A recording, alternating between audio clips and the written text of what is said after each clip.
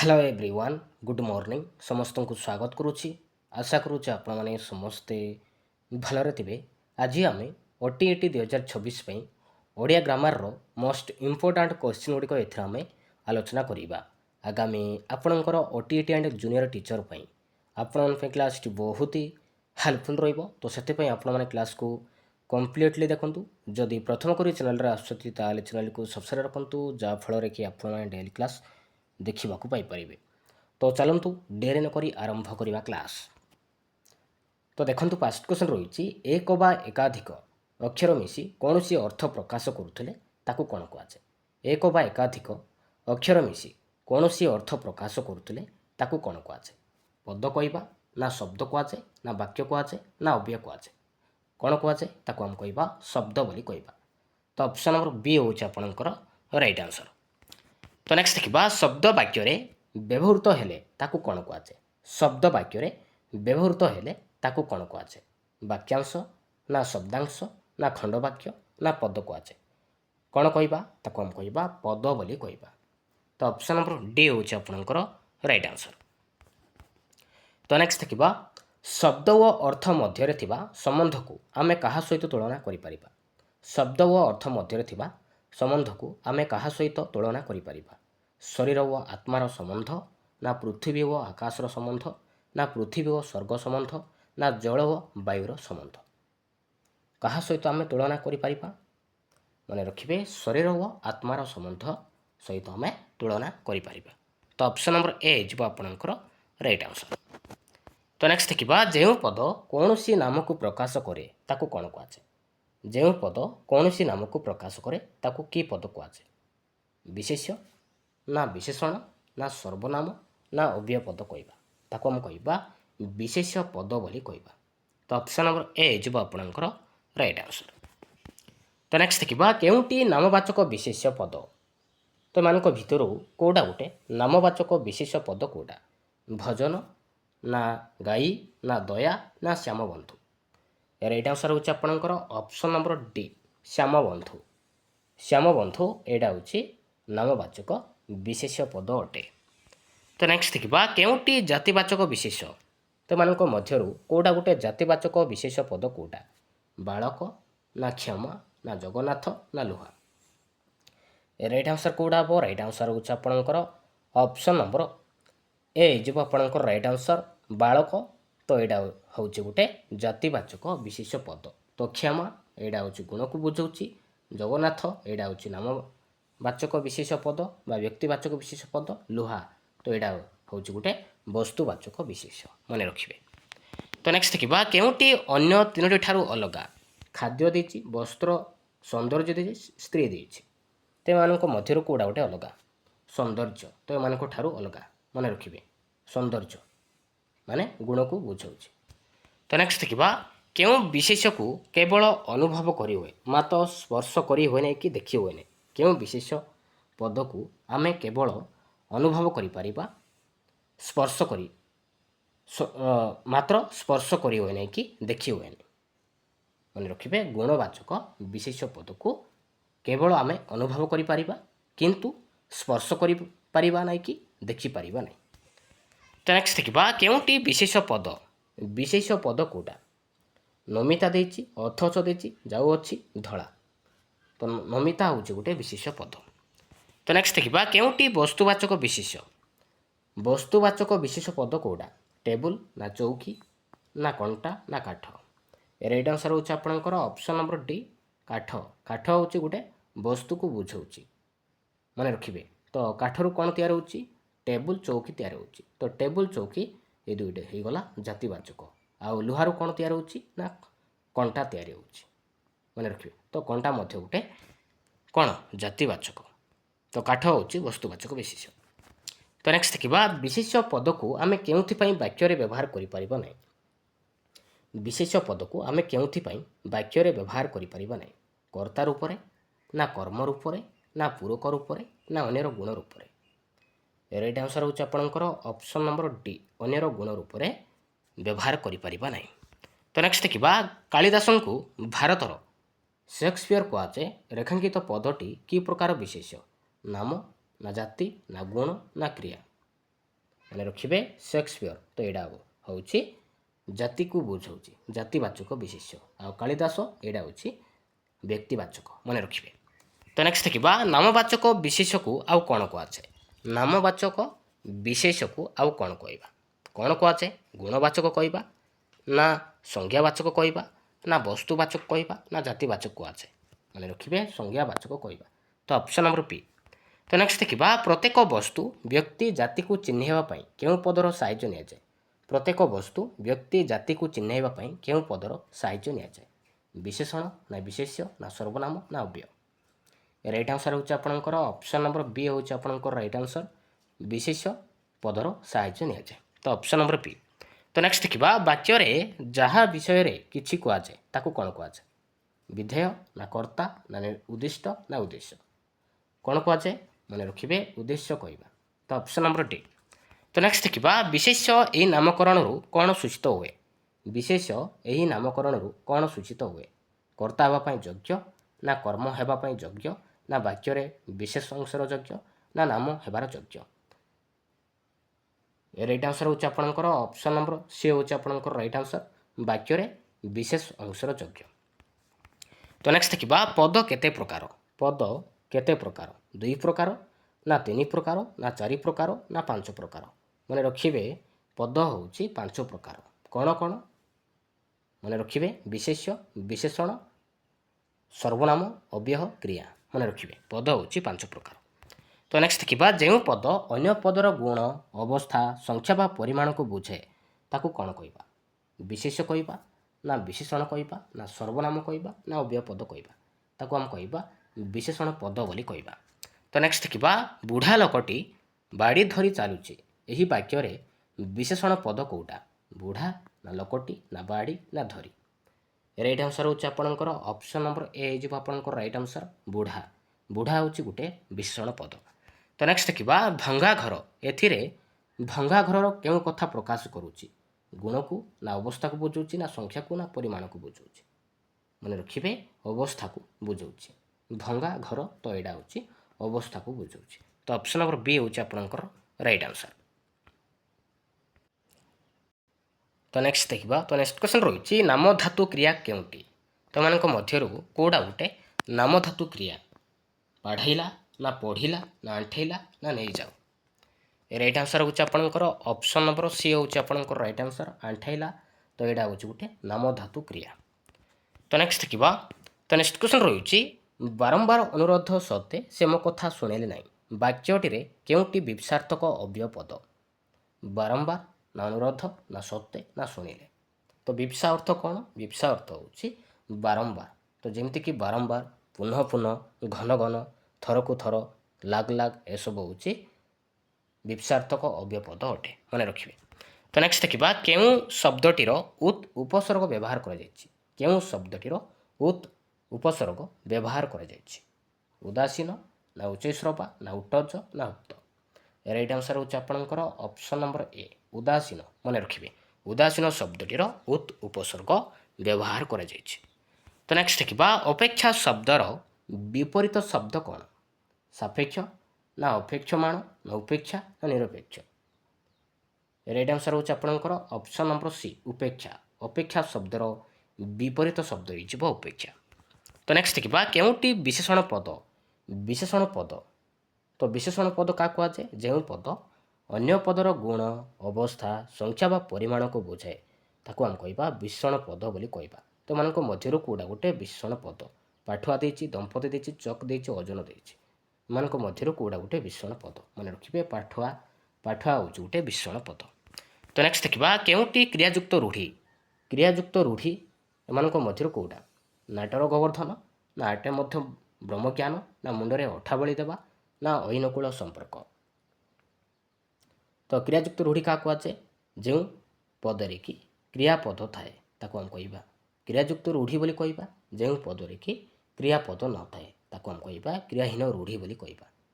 ତ ଏମାନଙ୍କ ମଧ୍ୟରୁ କେଉଁଟା ଗୋଟେ କ୍ରିୟାଯୁକ୍ତ ରୂଢ଼ି? ମନେ ରଖିବେ ମୁଣ୍ଡରେ ଅଠା ବଳି ଦେବା, ତ ଏଇଟା ହେଉଛି କ୍ରିୟାଯୁକ୍ତ ରୂଢ଼ି। ତ ନାଟର ଗୋବର୍ଦ୍ଧନ, ହାଟେ ମଧ୍ୟ ବ୍ରହ୍ମଜ୍ଞାନ, ଐହିନକୁଳ ସମ୍ପର୍କ ଏ ତିନୋଟି ହେଉଛି କ୍ରିୟାହୀନ ରୂଢ଼ି, ମନେ ରଖିବେ। ତ ନେକ୍ସଟ ଦେଖିବା ଯେ ସେ ଯାହାର ତାହାର ଯେତେ ସେତେ ତ ଏହି ପଦଗୁଡ଼ିକ କି ପ୍ରକାର ସର୍ବନାମ ପଦ? ଆତ୍ମବାଚକ ନା ଅନିଶ୍ଚୟବାଚକ ନା ସମ୍ବନ୍ଧବାଚକ ନା ନିର୍ଦ୍ଦେଶବାଚକ? ଏଗୁଡ଼ିକ ହେଉଛି ସମ୍ବନ୍ଧବାଚକ। ତ ସମ୍ବନ୍ଧବାଚକ ଅନ୍ୟ ନାମ କ'ଣ କହିବା? ମନେ ରଖିବେ ଆପେକ୍ଷିକ ସର୍ବନାମ ମଧ୍ୟ କହିବା। ତ ଅପସନ୍ ନମ୍ବର ସି ହେଉଛି ଆପଣଙ୍କର ରାଇଟ୍ ଆନ୍ସର୍। ତ ନେକ୍ସଟ ଦେଖିବା କେଉଁଟି ଜଳ ଶବ୍ଦର ସମପର୍ଯ୍ୟାବାଚୀ ଶବ୍ଦ ନୁହେଁ? ତ ଜଳର ପ୍ରତିଶବ୍ଦ କେଉଁଟା ନୁହେଁ? ରସା ଦେଇଛି, ଅମ୍ବ ଦେଇଛି, ତୟ ଦେଇଛି, ପୟ ଦେଇଛି। ତ ଏମାନଙ୍କ ମଧ୍ୟରୁ କେଉଁଟା ଗୋଟେ ଜଳର ପ୍ରତିଶବ୍ଦ କେଉଁଟା ନୁହେଁ? କେଉଁଟା ନୁହେଁ? ମନେ ରଖିବେ ରସା ନୁହେଁ। ତ ଜଳର ପ୍ରତିଶବ୍ଦ ହେଇଗଲା ଅମ୍ବୁ, ତୟ, ପୟ, ଜୀବନ, ଘନରସ ମଧ୍ୟ କହିବା, ନୀର ମଧ୍ୟ କହିବା, ସଳିଳ କହିବା, ଜୀବନ କହିବା, ବାରି ମଧ୍ୟ କହିବା, ପାଣି ମଧ୍ୟ କହିବା। ମନେ ରଖିବେ କିନ୍ତୁ ରସା ନୁହେଁ। ତ ନେକ୍ସଟ ଦେଖିବା ଶୟନ। ତ ଏଇଟା ଗୋଟେ କେଉଁ ପଦ? ଏଇଟା ହେଉଛି ଆପଣଙ୍କର ବିଶେଷ ପଦ। ତ ବିଶେଷ ପଦ କାହାକୁ କହିବା? ଯେଉଁ ପଦ କୌଣସି ବ୍ୟକ୍ତି, ଜାତି, ବସ୍ତୁ, ଗୁଣ ବା କ୍ରିୟାର ନାମକୁ ବୁଝାଏ ତାକୁ ଆମେ କହିବା ବିଶେଷ ପଦ ବୋଲି କହିବା। ମନେ ରଖିବେ। ତ ନେକ୍ସଟ ଦେଖିବା କେଉଁ ବାକ୍ୟରେ ପ୍ରେରଣାର୍ଥକ କ୍ରିୟାର ବ୍ୟବହାର କରାଯାଇଛି? କେଉଁ ବାକ୍ୟରେ ପ୍ରେରଣାର୍ଥକ କ୍ରିୟାର ବ୍ୟବହାର କରାଯାଇଛି?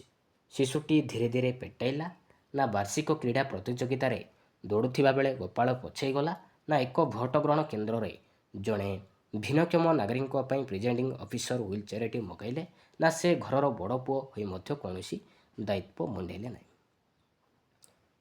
ରାଇଟ୍ ଆନ୍ସର୍ କେଉଁଟା ହେବ? ରାଇଟ୍ ଆନ୍ସର୍ ହେଉଛି ଆପଣଙ୍କର ଅପସନ୍ ନମ୍ବର ସି, ଏକ ଭୋଟ ଗ୍ରହଣ କେନ୍ଦ୍ରରେ ଜଣେ ଭିନ୍ନକ୍ଷମ ନାଗରିକଙ୍କ ପାଇଁ ପ୍ରିଜାଇଡିଂ ଅଫିସର ହୁଇଲ୍ ଚେୟାରଟି ମଗାଇଲେ। ତ ଏହି ବାକ୍ୟରେ ପ୍ରେରଣାର୍ଥ କ୍ରିୟା ବ୍ୟବହାର କରାଯାଇଛି। ତ ଅପସନ୍ ନମ୍ବର ସି। ତ ନେକ୍ସଟ ଦେଖିବା କେଉଁ ବର୍ଣ୍ଣର ସାଙ୍କେତିକ ରୂପ ନାହିଁ? କେଉଁ ବର୍ଣ୍ଣର ସାଙ୍କେତିକ ରୂପ ନାହିଁ? କେଉଁ ବର୍ଣ୍ଣର? ମନେ ରଖିବେ ଅ ବର୍ଣ୍ଣର ସାଙ୍କେତିକ ରୂପ ନାହିଁ। ତ ଅପସନ୍ ନମ୍ବର ଏ। ତ ନେକ୍ସଟ ଦେଖିବା ବାକ୍ୟ ମଧ୍ୟରେ ଘୃଣା ଓ ସନ୍ଦେହ ପ୍ରକାଶ ପାଉଥିଲେ କେଉଁ ବିରାମ ଚିହ୍ନ ଦିଆଯାଏ? ପୂର୍ଣ୍ଣଚ୍ଛେଦ, ନା ବିସ୍ମୟ ସୂଚକ, ନା ଉଦ୍ଧୃତ, ନା ବନ୍ଧନୀ? ରାଇଟ୍ ଆନ୍ସର୍ କେଉଁଟା ହେବ? ରାଇଟ୍ ଆନ୍ସର୍ ହେଉଛି ଆପଣଙ୍କର ଅପସନ୍ ନମ୍ବର ବି ହେଉଛି ଆପଣଙ୍କର ରାଇଟ୍ ଆନ୍ସର୍, ବିସ୍ମୟ ସୂଚକ ଚିହ୍ନ ଦିଆଯାଏ। ମନେ ରଖିବେ। ତ ନେକ୍ସଟ ଦେଖିବା କେଉଁ ବାକ୍ୟରେ ଅଶୁଦ୍ଧି ନାହିଁ? କେଉଁ ବାକ୍ୟରେ ଅଶୁଦ୍ଧି ନାହିଁ? ପ୍ରାଚୀନ ଗଗନରେ ସୂର୍ଯ୍ୟ ଅସ୍ତ ହେଲେ, ତ ଏଇଟା ଭୁଲ ଅଛି। ଲେମ୍ବୁ ଅତି ଚିପୁଡ଼ିଲେ ପିତା, ତ ଏଇଟା ଠିକ୍ ଅଛି। ତ ଏଇ ବାକ୍ୟରେ ଅଶୁଦ୍ଧି ନାହିଁ। ମନେ ରଖିବେ। ଆଉ ରାଜାଙ୍କ ବିରୁଦ୍ଧରେ ପ୍ରଜାମାନେ ଯୁଦ୍ଧ କଲେ, ତ ଏଇଟା ମଧ୍ୟ ଭୁଲ ଅଛି। ସାବଧାନତାର ସହ ଉତ୍ତର ଲେଖ, ତ ଏଇଟା ମଧ୍ୟ ଭୁଲ ଅଛି। ତ ପଶ୍ଚିମରେ ସୂର୍ଯ୍ୟ ଅସ୍ତ ହେଲେ, ମନେ ରଖିବେ। ଆଉ ରାଜାଙ୍କ ବିରୋଧରେ ଦେଇଛି, ତ ରାଜାଙ୍କ ବିରୋଧରେ ପ୍ରଜାମାନେ ଯୁଦ୍ଧ କଲେ ଯଦି ହେଇଥାନ୍ତା ତାହେଲେ ଠିକ୍ ହେଇଥାନ୍ତା। ଆଉ ସାବଧାନ ସହ ଉତ୍ତର ଲେଖ ଯଦି ହେଇଥାନ୍ତା ତାହେଲେ ଠିକ୍ ହେଇଥାନ୍ତା। ତ ସାବଧାନତାର ସହ ଉତ୍ତର ଲେଖ ଦେଇଛି, ତ ଏଇଟା ଭୁଲ। ତ ଅପସନ୍ ନମ୍ବର ବି ହେଉଛି ଆପଣଙ୍କର ରାଇଟ୍ ଆନ୍ସର୍, ଲେମ୍ବୁ ଅତି ଚିପୁଡ଼ିଲେ ପିତା। ତ ଏଇ ବାକ୍ୟରେ ଔଷଧି ନାହିଁ। ମନେ ରଖିବେ। ତ ନେକ୍ସଟ ଦେଖିବା। ତ ନେକ୍ସଟ କ୍ୱେଶ୍ଚନ୍ ରହିଛି ଗାଉଁ ଗାଉଁ ହେବା ଏ ରୂଢ଼ିର ଅର୍ଥ କ'ଣ? ବାଙ୍କି ଦେଖାଇବା, ନା ଛାରଖାର ହେବା, ନା ବିରକ୍ତି ପ୍ରକାଶ କରିବା, ନା ପ୍ରକୃତ କାରଣ ନଥାଇ କଳି କରିବା? ଗାଉଁ ଗାଉଁ ହେବା ତାର ଅର୍ଥ କ'ଣ ହେବ? ତାର ଅର୍ଥ ହେଉଛି ବିରକ୍ତି ପ୍ରକାଶ କରିବା। ତ ଅପସନ୍ ନମ୍ବର ସି ହେଉଛି ଆପଣଙ୍କର ରାଇଟ୍ ଆନ୍ସର୍। ତ ନେକ୍ସଟ ଦେଖିବା ମୁଣ୍ଡକୁ ହାତ ପାଏନା ଏ ରୂଢ଼ିର ଅର୍ଥ କ'ଣ? ମୁଣ୍ଡକୁ ହାତ ପାଏନା ଏ ରୂଢ଼ିର ଅର୍ଥ କ'ଣ? କଳନା କରିବା, ନା ସୁଖରେ ଚଳିବା, ନା ରୋଜଗାରକ୍ଷମ ହେବା, ନା ସମର୍ଥ ହେବା? ମୁଣ୍ଡକୁ ହାତ ପାଏନା ତାର ଅର୍ଥ ହେଉଛି ସମର୍ଥ ହେବା। ତ ଅପସନ୍ ନମ୍ବର ଡି। ତ ନେକ୍ସଟ ଦେଖିବା ଅନୁରୋଧ କରିବା ତାର ଅର୍ଥ କ'ଣ? ହାତକୁ ଦୁଇ ହାତ, ନା ହାତ ଯଶ, ନା ହାତ ଧରିବା, ନା ହାତ କରିବା? ଅନୁରୋଧ କରିବା ତାର ଅର୍ଥ ହେଉଛି ଆପଣଙ୍କର ହାତ ଧରିବା। ତ ଅପସନ୍ ନମ୍ବର ସି। ତ ନେକ୍ସଟ ଦେଖିବା ଦରିଦ୍ର ପଞ୍ଚାକ୍ଷରର ଏ ରୂଢ଼ିର ଅର୍ଥ କ'ଣ? ଦରିଦ୍ର ପଞ୍ଚାକ୍ଷରର ଏ ରୂଢ଼ିର ଅର୍ଥ କ'ଣ? ଅତୀବ କ୍ଷୁଧା, ନା ଦାଉ ସାଧିବା, ନା କ'ଣ କରିବା, ନା ଥକା ମାରିବା? ତାର ଅର୍ଥ ହେଉଛି ଆପଣଙ୍କର କ'ଣ କରିବା? ମନେ ରଖିବେ ଅପସନ୍ ନମ୍ବର ସି। ତ ନେକ୍ସଟ ଦେଖିବା। ତ ନେକ୍ସଟ କ୍ୱେଶ୍ଚନ୍ ରହିଛି ଆପଣା ସୁନା ଭେଣ୍ଡି ଏ ରୂଢ଼ିର ଅର୍ଥ କ'ଣ? ଆପଣା ସୁନା ଭେଣ୍ଡି ଏ ରୂଢ଼ିର ଅର୍ଥ କ'ଣ? ନିଜ ଲୋକ ଅଯୋଗ୍ୟ ହେବା, ନା ବିଫଳ ପ୍ରୟାସ, ନା ମୂଲ୍ୟହୀନ କାର୍ଯ୍ୟ, ନା ବିଳମ୍ବରେ ଫଳ ଲାଭ? କେଉଁଟା ହେବ ରାଇଟ୍ ଆନ୍ସର୍? ରାଇଟ୍ ଆନ୍ସର୍ ହେଉଛି ଆପଣଙ୍କର ଅପସନ୍ ନମ୍ବର ଏ ହେଇଯିବ ଆପଣଙ୍କର ରାଇଟ୍ ଆନ୍ସର୍, ଆପଣା ସୁନା ଭେଣ୍ଡି। ତାର ଅର୍ଥ ହେଉଛି ଆପଣଙ୍କର ନିଜ ଲୋକ ଅଯୋଗ୍ୟ ହେବା। ତ ନେକ୍ସଟ ଦେଖିବା ପଥିରେ ଡୋରି ବନ୍ଧା ହେଲା ତାର ଅର୍ଥ କ'ଣ? ପଥି ବାନ୍ଧିବା, ନା ପଢ଼ା ବନ୍ଦ ହେବା, ନା ପଥି ଭାସିଯିବା, ନା ପଥି ନଷ୍ଟ ହେବା? ପଥିରେ ଡୋରି ବନ୍ଧା ହେଲା ତାର ଅର୍ଥ ହେଉଛି ପଢ଼ା ବନ୍ଦ ହେବା। ମନେ ରଖିବେ। ତ ନେକ୍ସଟ ଦେଖିବା ବାହାଦୁରିଆ କଥା କହୁଥିବା ବ୍ୟକ୍ତି ଉଦ୍ଦେଶ୍ୟରେ କେଉଁ ରୂଢ଼ିଟି ପ୍ରଯୁଜ୍ୟ? ବାହାଦୁରିଆ କଥା କହୁଥିବା ବ୍ୟକ୍ତି ତାର ଅର୍ଥ କ'ଣ ହେବ? ଖର୍ଚ୍ଚୀ ବ୍ୟକ୍ତି, ନା ଧୂଆଁ ବାଣ ମାରୁଥିବା ବ୍ୟକ୍ତି, ନା ବିଫଳ ଶ୍ରମର ବ୍ୟକ୍ତି, ନା ଅଳସୁଆ ବ୍ୟକ୍ତି? ବାହାଦୁରିଆ କଥା କହୁଥିବା ବ୍ୟକ୍ତି ତାର ଅର୍ଥ ହେଉଛି ଧୂଆଁ ବାଣ ମାରୁଥିବା ବ୍ୟକ୍ତି। ତ ଅପସନ୍ ନମ୍ବର ବି। ତ ନେକ୍ସଟ ଦେଖିବା ଅସମ୍ଭବ ବିଷୟ ତାର ଅର୍ଥ କ'ଣ ହେବ? ଲଙ୍କାରେ ହରିଶବ୍ଦ, ନା ଲଗା ନା ପଘା, ନା ଲଙ୍କା କାଣ୍ଡ, ନା ଲଲାଟ ଲିଖନ? ଅସମ୍ଭବ ବିଷୟ ତାର ଅର୍ଥ କ'ଣ ହେବ? ତାର ଅର୍ଥ ହେଉଛି ଲଙ୍କାରେ ହରିଶବ୍ଦ। ତ ନେକ୍ସଟ ଦେଖିବା ନିଶ୍ୱାସ ଚାଲିବା ତାର ଅର୍ଥ କ'ଣ? ନିଶ୍ୱାସ ଚାଲିବା, ନିଶ୍ୱାସ ଚାଲିବା ତାର ଅର୍ଥ ହେଉଛି ଆପଣଙ୍କର ଜୀବିତ ଥିବା। Option number A. ତ ନେକ୍ସଟ ଦେଖିବା ଅତି ସୁନ୍ଦର ତାର ଅର୍ଥ କ'ଣ ହେବ? ଖତ ଗଦାରେ ପଦ୍ମ, ନା ଗୋଟିଏ ଚାଉଳରେ ଗଢ଼ା, ନା ଗହମ ଗୋଟିଏ ଗଣିତା, ନା ଇତିଶ୍ରୀ ହେବା? ଅତି ସୁନ୍ଦର, ଅତି ସୁନ୍ଦର ତାର ଅର୍ଥ ହେଉଛି ଆପଣଙ୍କର ଗୋଟିଏ ଚାଉଳରେ ଗଢ଼ା, ମନେ ରଖିବେ। ଅପସନ୍ ନମ୍ବର ବି ହେଉଛି ଆପଣଙ୍କର ରାଇଟ୍ ଆନ୍ସର୍। ତ ନେକ୍ସଟ ଦେଖିବା ତ ନେକ୍ସଟ କ୍ୱେଶ୍ଚନ୍ ରହିଛି ଅଟ ମୁହଁରେ ଜିରା ଏଇ ରୂଢ଼ିର ଅର୍ଥ କ'ଣ? ଅଟ ମୁହଁରେ ଜିରା ଏଇ ରୂଢ଼ିର ଅର୍ଥ କ'ଣ? ବହୁତ ଆଶୟକୁ ଅଳ୍ପ ଦାନ, ନା ପ୍ରଭୁତ୍ୱ ପ୍ରାପ୍ତି, ନା କମ୍ ଆଶୟକୁ ଅଧିକ ଦାନ, ନା ସମ୍ପୂର୍ଣ୍ଣ? ଅଟ ମୁହଁରେ ଜିରା ତାର ଅର୍ଥ କ'ଣ? ତାର ଅର୍ଥ କ'ଣ ହେବ? ତାର ଅର୍ଥ ହେଉଛି ଆପଣଙ୍କର ବହୁତ ଆଶୟକୁ ଅଳ୍ପ ଦାନ କରିବା। ତ ନେକ୍ସଟ ଦେଖିବା ଦିବା ସ୍ୱପ୍ନ ଦେଖିବା ତାର ଅର୍ଥ କ'ଣ? ଦିବା ସ୍ୱପ୍ନ ଦେଖିବା ଏଇ ରୂଢ଼ିର ଅର୍ଥ କ'ଣ? ଦିନରେ ସ୍ୱପ୍ନ ଦେଖିବା, ନା ଆଶା କରିବା, ନା ପରିଶ୍ରମ କରିବା, ନା ଅସମ୍ଭବ ବସ୍ତୁ ପାଇଁ ଆଶା କରିବା? ଦିବା ସ୍ୱପ୍ନ ତାର ଅର୍ଥ ହେଉଛି ଆପଣଙ୍କର ଅସମ୍ଭବ ବସ୍ତୁ ପାଇଁ ଆଶା କରିବା। ତ ନେକ୍ସଟ ଦେଖିବା ଗୁପ୍ତ କଥାଟି ପଦାରେ ପଡ଼ିବା ତାର ଅର୍ଥ କ'ଣ ହେବ? କଥା ପକାଇବା, ନା କଥା ଫୁଟିବା, ନା କଥା ରଖିବା, ନା କଥା ଛିଣ୍ଡାଇବା? ଗୁପ୍ତ କଥାଟି ପଦାରେ ପଡ଼ିବା ତାର ଅର୍ଥ କ'ଣ ହେବ? ତାର ଅର୍ଥ ହେଉଛି କଥା ଫୁଟିବା, ମନେ ରଖିବେ। ତ ନେକ୍ସଟ ଦେଖିବା ହତ ଜ୍ଞାନ ହେବା, ହତ ଜ୍ଞାନ ହେବା ଏ ରୂଢ଼ିର ଅର୍ଥ କ'ଣ? ଆଖି ପାଣି ଆଖରେ ମରିବା, ନା ଆଖିରୁ ଜୁଳୁଜୁଳିଆ ପୋକ ବାହାରିବା, ନା ଆଖି ଦେବା, ନା ଆଖି ଛୁଇଁବା? ରାଇଟ୍ ଆନ୍ସର କେଉଁଟା ହେବ? ରାଇଟ୍ ଆନ୍ସର ହେଉଛି ଆପଣଙ୍କର ଅପସନ୍ ନମ୍ବର ବି ହେଉଛି ଆପଣଙ୍କର ରାଇଟ୍ ଆନ୍ସର। ଆଖିରୁ ଜୁଳୁଜୁଳିଆ ପୋକ ବାହାରିବା। ତ ଅପସନ୍ ନମ୍ବର ବି ହେଉଛି ଆପଣଙ୍କର ରାଇଟ୍ ଆନ୍ସର। ତ ନେକ୍ସଟ ଦେଖିବା ମୁଣ୍ଡରେ ହାତ ଦେଇ ବସିବା ଏ ରୂଢ଼ିର ଅର୍ଥ କ'ଣ? ମୁଣ୍ଡରେ ହାତ ଦେଇ ବସିବା ଏ ରୂଢ଼ିର ଅର୍ଥ କ'ଣ? ମୁଣ୍ଡ ପୂରେଇବା, ନା ମୁଣ୍ଡ ବିନ୍ଧିବା, ନା କି କର୍ତ୍ତବ୍ୟ ବିମୂଢ଼ ହେବା, ନା ପ୍ରହାର ଖାଇବା? ମୁଣ୍ଡରେ ହାତ ଦେଇ ବସିବା ତାର ଅର୍ଥ କ'ଣ? ତାର ଅର୍ଥ ହେଉଛି ଆପଣଙ୍କର କି କର୍ତ୍ତବ୍ୟ ବିମୂଢ଼ ହେବା, ମନେ ରଖିବେ। Option number C. ତ ନେକ୍ସଟ ଦେଖିବା ସ୍ୱାର୍ଥପର ଅର୍ଥ ବ୍ୟକ୍ତ କରୁଥିବା ରୂଢ଼ିଟିକୁ ଚିହ୍ନାଅ। ସ୍ୱାର୍ଥପର ତାର ଅର୍ଥ କ'ଣ ହେବ? ଏକୋଟିଆ ବାରହା, ନା ଅକର ଖୋଲିବା, ନା କୁଆମୁଣ୍ଡା କପିଳା, ନା ଭଜା ଖାଇ ବୁଲିବା?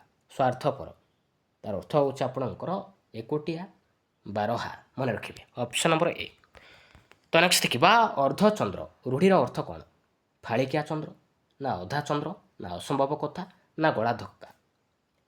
ଅର୍ଦ୍ଧଚନ୍ଦ୍ର ଏ ରୂଢ଼ିର ଅର୍ଥ କ'ଣ ହେବ? କ'ଣ ହେବ? ମନେ ରଖିବେ ଗଳା ଧକ୍କା। ତ ଅପସନ୍ ନମ୍ବର ଡି ହେଉଛି ଆପଣଙ୍କର ରାଇଟ୍ ଆନ୍ସର। ତ ନେକ୍ସଟ ଦେଖିବା ଗଳଗ୍ରହ ରୂଢ଼ିର ଅର୍ଥ କ'ଣ? ପ୍ରିୟ ବ୍ୟକ୍ତି, ନା ଶ୍ରମିକ, ନା ଅବସ୍ଥିତ ବ୍ୟକ୍ତି, ନା ଶିଶୁ? ଗଳଗ୍ରହ ଗଳଗ୍ରହର ତାର ଅର୍ଥ ହେଉଛି ଅବସ୍ଥିତ ବ୍ୟକ୍ତି। Option number C. ତ ନେକ୍ସଟ ଦେଖିବା ଦିନକୁ ରାତି କରିବା ତାର ଅର୍ଥ କ'ଣ? ଏପଟ ସେପଟ ହେବା, ନା ଓଲଟାଇବା, ନା ସତକୁ ମିଛରେ ପରିଣତ କରିବା, ନା ତେଳକୁ ତାଳ କରିବା? ଦିନକୁ ରାତି କରିବା ତାର ଅର୍ଥ ହେଉଛି ସତକୁ ମିଛରେ ପରିଣତ କରିବା, ସତକୁ ମିଛରେ ପରିଣତ କରିବା। ତ ଅପସନ୍ ନମ୍ବର ସି ହେଉଛି ଆପଣଙ୍କର ରାଇଟ୍ ଆନ୍ସର। ତ ନେକ୍ସଟ ଦେଖିବା ପଡ଼ା ତିଅଣ ଏ ରୂଢ଼ିର ଅର୍ଥ କ'ଣ? ପଡ଼ା ତିଅଣ ଏ ରୂଢ଼ିର ଅର୍ଥ କ'ଣ? ଅଧା ପଡ଼ା ତରକାରୀ, ନା ଛିଡ଼ି ଯାଇଥିବା ସମ୍ପର୍କ, ନା ଅଫ୍ ଭଳିଆ, ନା ନାମ ଶୈଳୀରେ ନ ପଚାରିବା? ପଡ଼ା ତିଅଣ ତାର ଅର୍ଥ ହେଉଛି ଛିଡ଼ି ଯାଇଥିବା ସମ୍ପର୍କ। ତ ଅପସନ୍ ନମ୍ବର ବି। ତ ନେକ୍ସଟ ଦେଖିବା ଆଖିରେ ଧୂଳି ଦେବା ତାର ଅର୍ଥ କ'ଣ ହେବ? ପ୍ରଶ୍ରୟ ଦେବା, ନା ଜୀବନ ଉତ୍ସର୍ଗ କରିବା, ନା ଠକିବା, ନା ବଲି କରିବା? ଆଖିରେ ଧୂଳି ଦେବା ତାର ଅର୍ଥ ହେଉଛି ଆପଣଙ୍କର ଅପସନ୍ ନମ୍ବର ସି ଠକିବା, ମନେ ରଖିବେ ଠକିବା। ତ ନେକ୍ସଟ ଦେଖିବା ବୃଥା ପ୍ରାର୍ଥନା ତାର ଅର୍ଥ କ'ଣ ହେବ? ଅନ୍ଧ ପ୍ରାର୍ଥନା, ନା ଅକଲ ଗୁଡ଼ୁମ, ନା ଅରଣ୍ୟ ରତନ, ନା ଅକଲ ସଲାମୀ? ତାର ଅର୍ଥ ହେଉଛି ଆପଣଙ୍କର ଅରଣ୍ୟ ରତନ। Option number C. ତ ନେକ୍ସଟ ଦେଖିବା ଅହିନକୁଳ ସମ୍ପର୍କ ତାର ଅର୍ଥ କ'ଣ? ଘର ଶତ୍ରୁତା, ନା ଏକମାତ୍ର ସହାୟ, ନା ମଧୁର ସମ୍ପର୍କ, ନା ମିତ୍ରତା? ଅହିନକୁଳ ସମ୍ପର୍କ, ତାର ଅର୍ଥ ହେଉଛି ଘୋର ଶତ୍ରୁତା। ତ ଅପସନ୍ ନମ୍ବର ଏ। ତ ନେକ୍ସଟ ଦେଖିବା ତାଳୁରେ ତେନ୍ତୁଳିଆ ବିଛା କାମୁଡ଼ିବା, ତାର ଅର୍ଥ କ'ଣ? ଘୋର ଚିନ୍ତାଗ୍ରସ୍ତ ହେବା, ନା ବିଛା କାମୁଡ଼ିବା, ନା ଦେହ ଖରାପ ହେବା, ନା ମୁଣ୍ଡ ବିନ୍ଧିବା। ତାଳୁରେ ତେନ୍ତୁଳିଆ ବିଛା କାମୁଡ଼ିବା, ତାର ଅର୍ଥ କ'ଣ? ତାର ଅର୍ଥ ହେଉଛି ଆପଣଙ୍କର ଘୋର ଚିନ୍ତାଗ୍ରସ୍ତ ହେବା, ମନେ ରଖିବେ। ଅପସନ୍ ନମ୍ବର ଏ ହେଇଯିବ ଆପଣଙ୍କର ରାଇଟ୍ ଆନ୍ସର। ତ ନେକ୍ସଟ ଦେଖିବା ଦକ୍ଷ ଯଜ୍ଞ ରୂଢ଼ିର ଅର୍ଥ କ'ଣ? ଦକ୍ଷ ଯଜ୍ଞ ଏ ରୂଢ଼ିର ଅର୍ଥ କ'ଣ? ଯଜ୍ଞ କରିବା, ନା ଗୁପ୍ତରେ ଅନିଷ୍ଟ କରିବା, ନା ତୁମୁଳ କାଣ୍ଡ, ନା ପୂଜା କରିବା। ଦକ୍ଷ ଯଜ୍ଞ ତାର ଅର୍ଥ ହେଉଛି ଆପଣଙ୍କର ତୁମୁଳ କାଣ୍ଡ। Option number C. ତ ନେକ୍ସଟ ଦେଖିବା ଅଗ୍ନିଶର୍ମ ହେବା, ଅଗ୍ନିଶର୍ମା ହେବା ତାର ଅର୍ଥ କ'ଣ ହେବ? ରାଗିଯିବା, ନା ହସିବା, ନା ଖୁବ୍ ରାଗିବା, ନା ଅଗ୍ନି ଜାଳିବା। ତାର ଅର୍ଥ ହେଉଛି ଆପଣଙ୍କର ଖୁବ୍ ରାଗିବା। ତ ଅପସନ୍ ନମ୍ବର ସି ହେଉଛି ଆପଣଙ୍କର ରାଇଟ୍ ଆନ୍ସର। ତ ନେକ୍ସଟ ଦେଖିବା ଗୋବର ଗଣେଶ ତାର ଅର୍ଥ କ'ଣ? ବିବେକହୀନ, ନା ଅତି ଚତୁର, ନା ପଣ୍ଡିତ, ନା ବୁଦ୍ଧିହୀନ। ଗୋବର ଗଣେଶ ତାର ଅର୍ଥ ହେଉଛି ଆପଣଙ୍କର ବୁଦ୍ଧିହୀନ, ମନେ ରଖିବେ।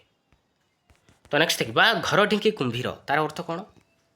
ଢିଙ୍କି କୁଟିବା, ନା ନିଜ ଲୋକ ଶତ୍ରୁ, ନା କୁମ୍ଭୀର ଦେଖିବା, ନା ଘର ଶତ୍ରୁତା। ଘର ଢିଙ୍କି କୁମ୍ଭୀର ତାର ଅର୍ଥ ହେଉଛି ନିଜ ଲୋକ ଶତ୍ରୁ ହେବା। ତ ଅପସନ୍ ନମ୍ବର ବି ହେଉଛି ଆପଣଙ୍କର ରାଇଟ୍ ଆନ୍ସର। ତ ନେକ୍ସଟ ଦେଖିବା ଲଲାଟ ଲେଖନ ତାର ଅର୍ଥ କ'ଣ? ଏକାଗ୍ରତା, ନା ଭାଗ୍ୟ ଲେଖା, ନା ଆୟୁଷ ବୃଦ୍ଧି, ନା କପାଳ ରେଖା। ଲଲାଟ ଲେଖନ ତାର ଅର୍ଥ ହେଉଛି ଆପଣଙ୍କର ଭାଗ୍ୟ ଲେଖା, ମନେ ରଖିବେ। ଅପସନ୍ ନମ୍ବର ବି ହେଉଛି ଆପଣଙ୍କର ରାଇଟ୍ ଆନ୍ସର। ତ ନେକ୍ସଟ ଦେଖିବା ଅଲଣା କଥା ତାର ଅର୍ଥ କ'ଣ ହେବ?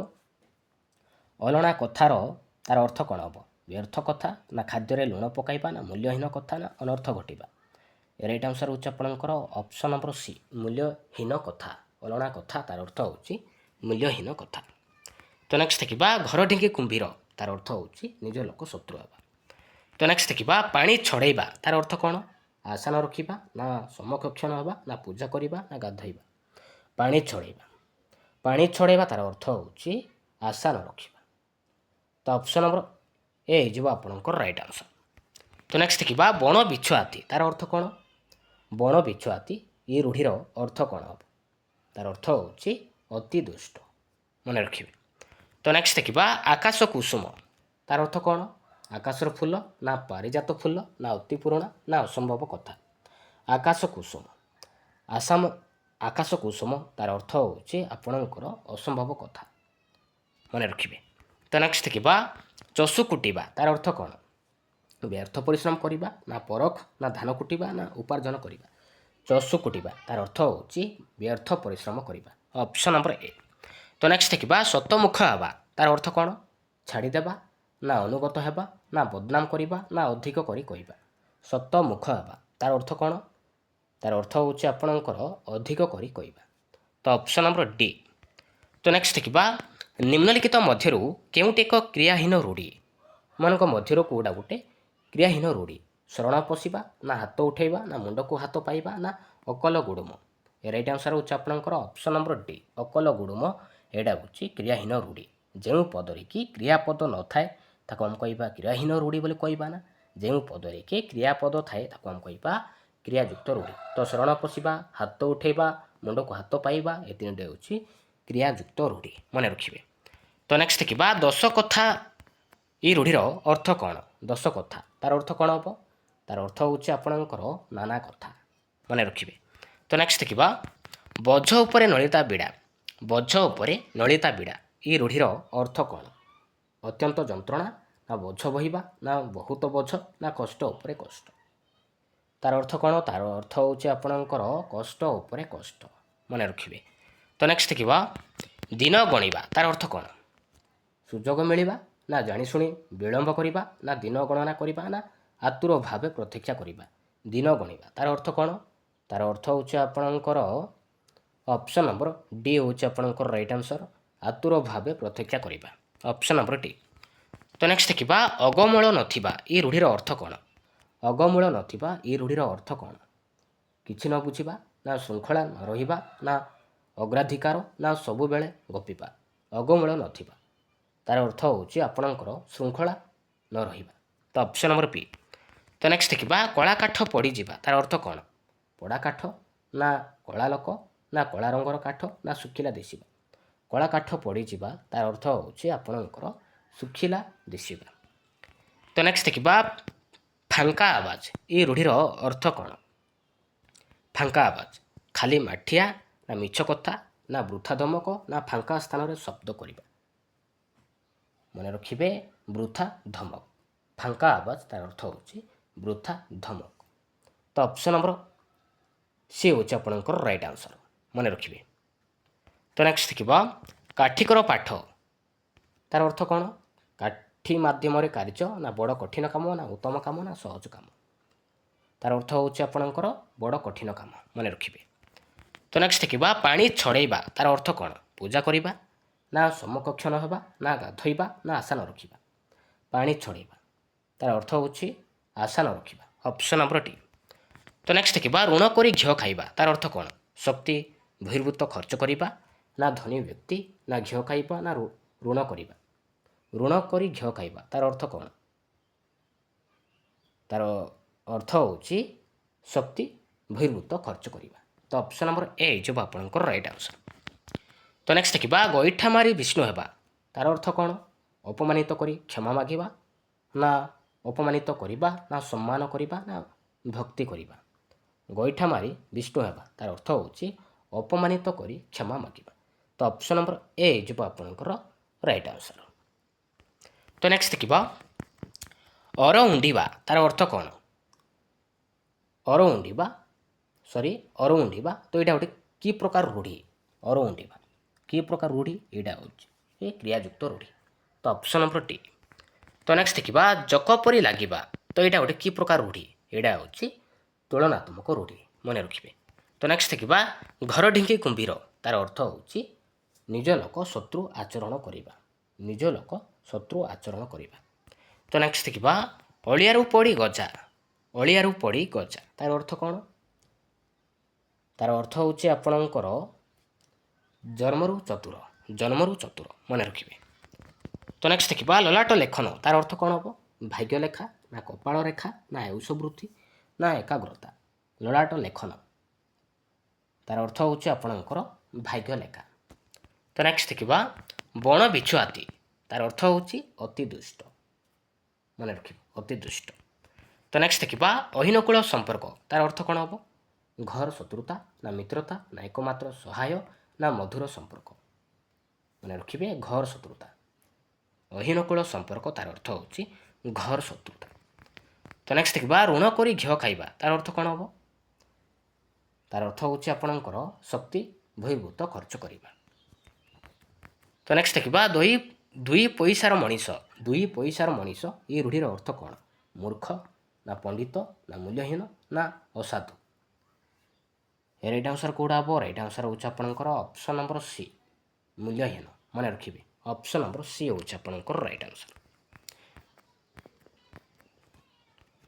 ଏବେ ଦେଖିବା ଲାଷ୍ଟ କ୍ୱେଶ୍ଚିନ୍ ଅକାଳ କୁଷ୍ମାଣ୍ଡ ଏ ରୂଢ଼ିର ଅର୍ଥ କ'ଣ? ଅକାଳ କୁଷ୍ମାଣ୍ଡ ଏ ରୂଢ଼ିର ଅର୍ଥ କ'ଣ ହେବ? ଅଦିନିଆ ବର୍ଷା ନା ନିତାନ୍ତ ଅଯୋଗ୍ୟ ନା ଅସହାୟର ସାହା ନା ଅଳ୍ପ ବୁଦ୍ଧି। ଅକାଳ କୁଷ୍ମାଣ୍ଡ ଏ ରୂଢ଼ିର ଅର୍ଥ କ'ଣ ହେବ? ତାର ଅର୍ଥ ହେଉଛି ନିତାନ୍ତ ଅଯୋଗ୍ୟ। ମନେ ରଖିବେ ଅପସନ୍ ନମ୍ବର ବି। Thank you.